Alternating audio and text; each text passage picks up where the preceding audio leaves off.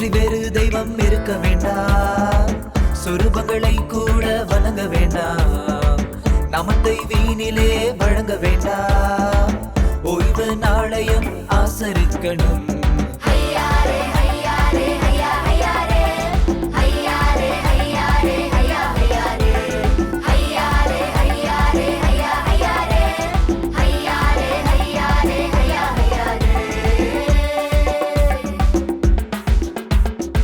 தகப்பன் தாயை கனம் பண்ணணும்.